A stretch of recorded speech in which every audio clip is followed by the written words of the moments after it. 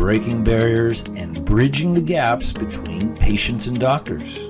Welcome to Brainstorming with the Docs and your co-hosts, Dr. Glenn Harrison and Dr. Kolby Condos. All right, everyone, welcome back to this week's episode of Brainstorming with the Docs. I'm Dr. Kolby Condos.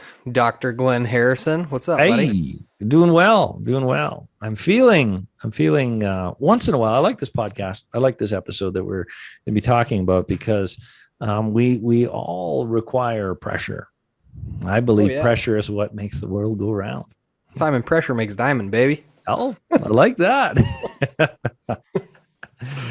Yeah, so we're talking about today what external pressures or internal pressures, we're just going to call them pressure or stress points, are encouraging you to make a change or create a new habit within your life. So if this is your first time watching or listening, please hit like and subscribe, turn on notifications, because we're going to continue to roll out content associated with health-related questions or concerns each and every week. And you never know when we might roll out something that's pertinent to you. So let's talk about pressure. Well, I think pressure is one of those things that's needed to achieve anything in life. We need to feel a pain point. I think that's the overall aspect of it. Even any organism, really, it doesn't react until there's a pressure, some form of pressure, a stress, a temperature, climate, hunger, predator, reproduction. That's when it starts to react and adapt and forced to adapt. And back to the diamond, pressure creates amazing things as long as it's controlled as much as it can be. So, yeah, I mean, you basically summed up exactly. I mean, pressure is important. Like, obviously, I'm outside a lot, right? And I do a lot of hunting and fishing, right? So when you look at why animals or whatever react in a certain way, it's always in some sort of stress or pressure, right? Are they moving where they're moving because they want to, or are they moving where they're moving because there's feed there, or there's bedding and cover, or is there water there, whatever? And the same thing can be said for our health, right? Why are we doing certain things? Is it because all of a sudden we have a stress, like, oh, it's uncomfortable like, why are you going in to get an MRI on your knee? Well, it's stressful and painful to go up and down stairs. That's a stressor or a pressure, right?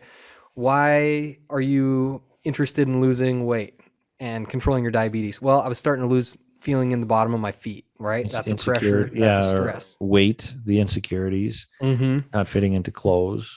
There's a pain point. So that pressure, pain point. And I think in nature, it turns into adaptability, right? The forced adaptation, and whatever species is able to adapt the quickest always succeeds more than its counterparts, or thrives to a higher extent. Our delay in response to pressure, and I think you were talking about this, is just makes the situation worse,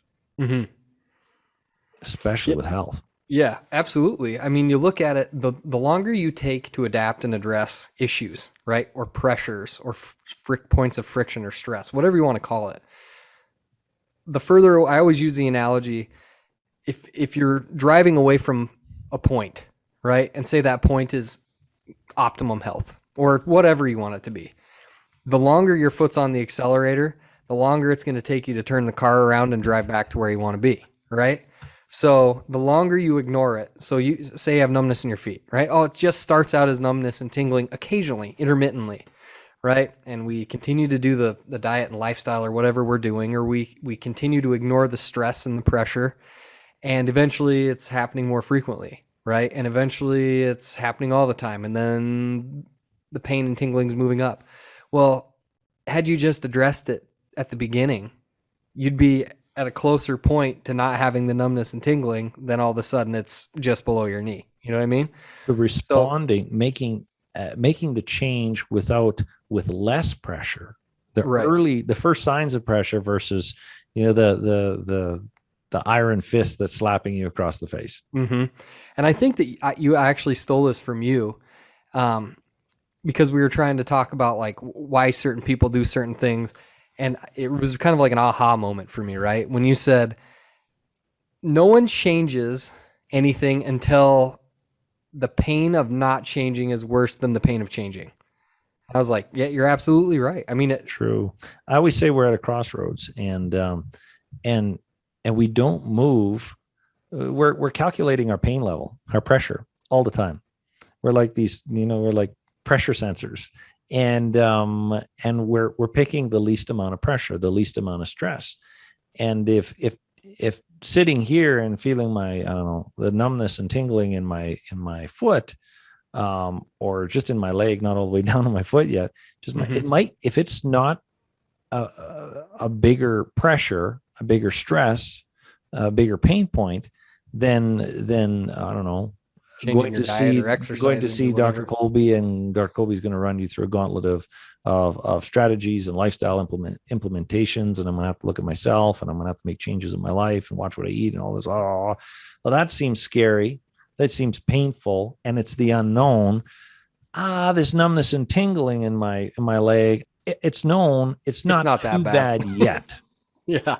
So we're gauging our perception as what is the most painful, or the least pain. And we choose the least pain.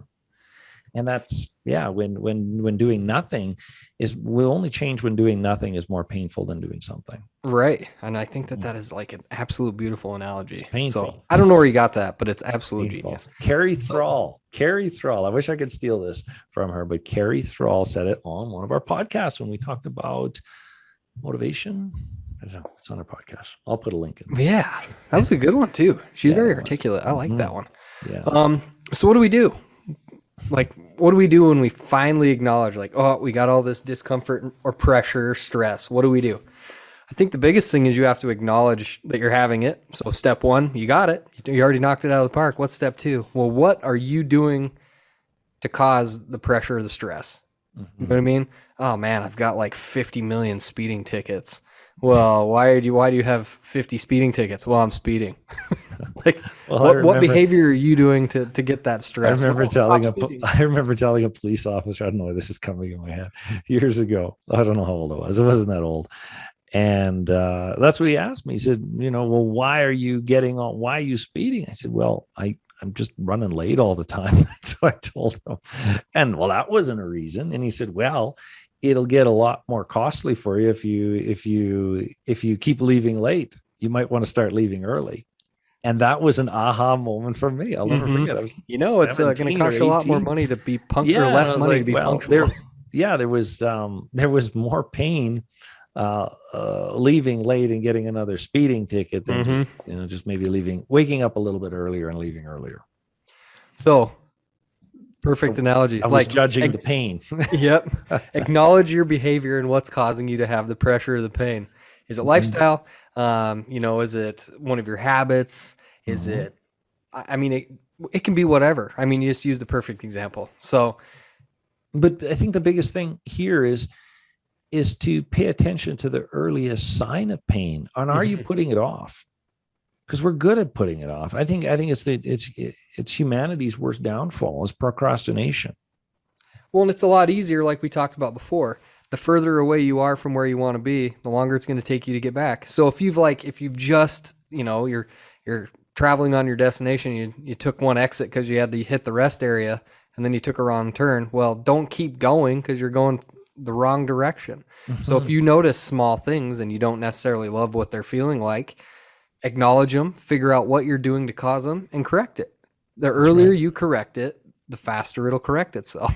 Yeah, exactly. And you get and if you're listening to this and watching this and you've been dealing with something for a long time, say, oh my goodness, I'm so past where we came from, Dr. Kolby's analogy. Oh, there's no hope. Oh my goodness, there's always hope. There's always people with 40 years of chronic issues.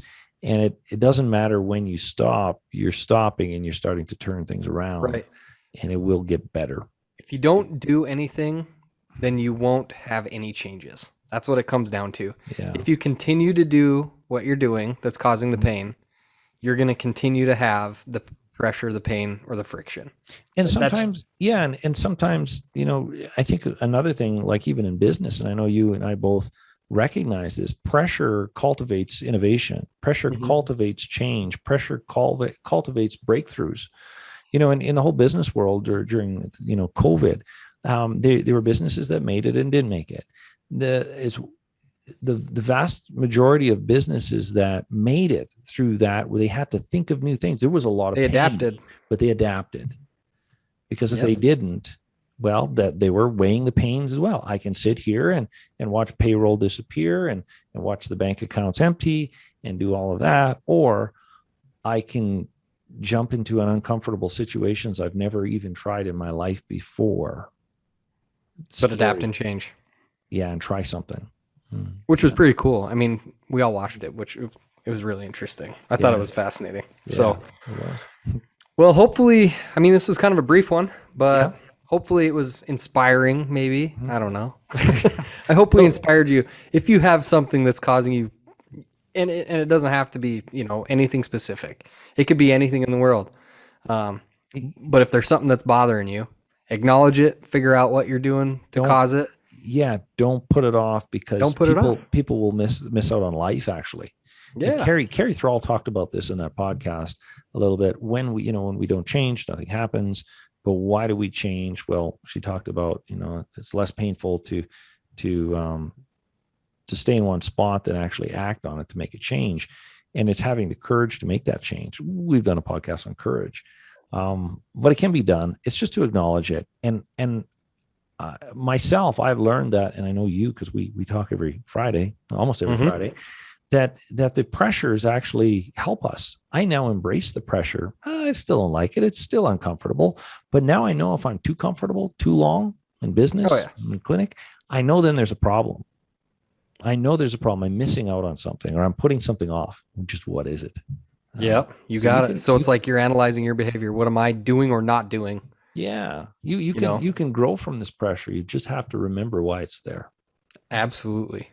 So we hope you got value out of this week's little inspiration. Let us know what you think. You can always contact us. Our contact info for the podcast is info@brainstormingwiththedocs.com. You can always reach out to us on our websites. Mine is northlakescheropractic.com. Dr. Glenn's is drgharrison.com. And stay tuned, because we're going to continue to roll out new content each and every week. That sounds good, Dr. Kolby. Till the next one. Look for the next one. Okay. All right, buddy. Sounds good. Talk to you later. Bye-bye.